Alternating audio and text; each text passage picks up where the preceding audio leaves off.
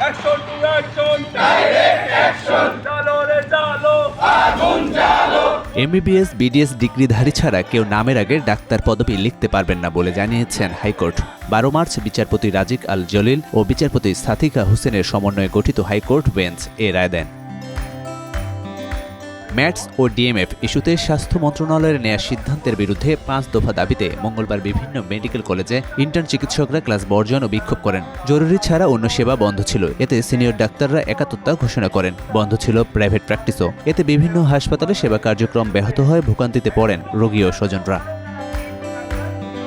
দ্বিতীয় দিনও ইন্টার্ন চিকিৎসকরা কর্মবিরতিতে নামেন। বুধবার দুপুরে হাইকোর্ট রায় দিলেও বাকি 4 দফা দাবিতে অনড় আন্দোলনকারীরা। চিকিৎসক সুরক্ষা আইন প্রণয়ন এবং বেসরকারি চিকিৎসকদের জন্য নির্দিষ্ট বেতন কাঠামো সহ 4 দফা দাবি আদায় না হওয়া পর্যন্ত আন্দোলন চালিয়ে যাওয়ার হুঁশিয়ারি তাদের। এতে বিভিন্ন মেডিকেল কলেজ ও হাসপাতালে ইন্টার্ন চিকিৎসকদের ঘাটতিতে চিকিৎসা সেবায় দুর্ভোগ পোহাতে হয় রোগীদের। আন্দোলনকারী চিকিৎসকরা বলছেন, তাদের প্রতিটি দাবি যৌক্তিক এবং বাস্তবসম্মত। তারা এখন ডাক্তার না লিখলেও স্বাধীনভাবে আগের মতোই প্রাইভেট প্র্যাকটিস করে যাবে, যা মেনে নেওয়া হবে না। ডাক্তার ভাই রে 9টার সময় 8টার সময় বই গেছে। বাচ্চার জন্য নিয়ে আসছে রোজার মাস, রমজান মাস।